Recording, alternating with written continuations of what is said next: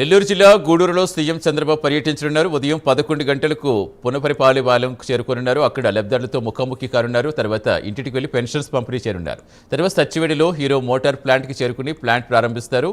రాత్రి శ్రీ సిటీలో బస్ చేరున్నారు. ఇప్పటికే సీఎం టూర్కు సంబంధించి జిల్లా యంత్రాంగం, స్థానిక నేతలు భారీ ఏర్పాట్లు చేస్తారు.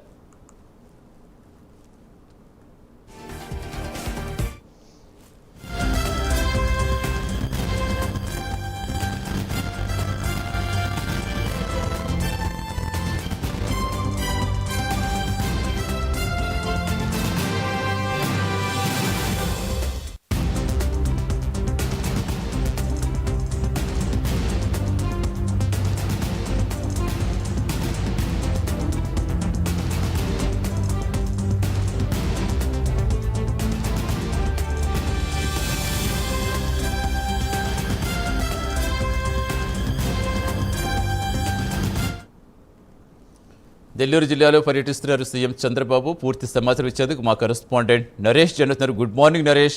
ఎన్ని గంటలకు సీఎం చంద్రబాబు అక్కడికి చేరుకుంటారు? షెడ్యూల్ ఎలా ఉండబోతోంది? ఏర్పాటుకు సంబంధించి అధికారులు ఏం చెప్తున్నారు? మొత్తానికి గూడూరు నియోజకవర్గం చిలకూరు మండలంలో పునపరివారిపాలెంలో నారా చంద్రబాబు నాయుడు ప్రతి నెల మొదటి జరిగిన ఈ పెన్షన్ల పంపిణీ కార్యక్రమం ఏదో ఒక నియోజకవర్గంలో జరుగుతూ ఉంటుంది. ఈ నేపథ్యంలోనే నెల్లూరు జిల్లాకు సంబంధించినటువంటి గూడూరు నియోజకవర్గం చిలకూరు మండలంలో ఈ రోజు 10 గంటలకు హెలికాప్టర్ ద్వారా బయలుదేరతారు ఉండవల్లి నుంచి. ఆ నుంచి 11 గంటలకి చిలకూరు మండలానికి చేరుకుంటారు.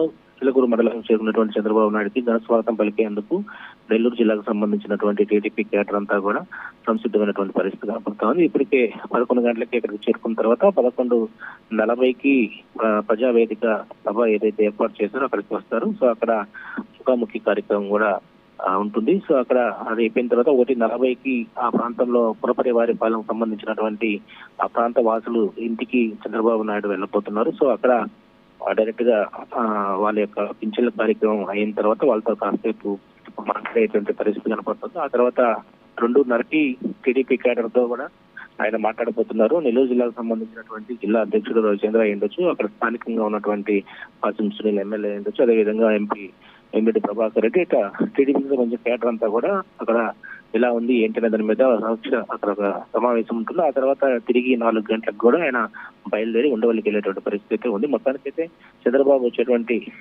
పరిస్థితిలో అక్కడ చిలకూరుకు సంబంధించినటువంటి మండలంలో అన్ని ఏర్పాట్లు అయితే పూర్తి చేసినట్టు తెలుస్తా ఉంది. Right, thank you Naresh.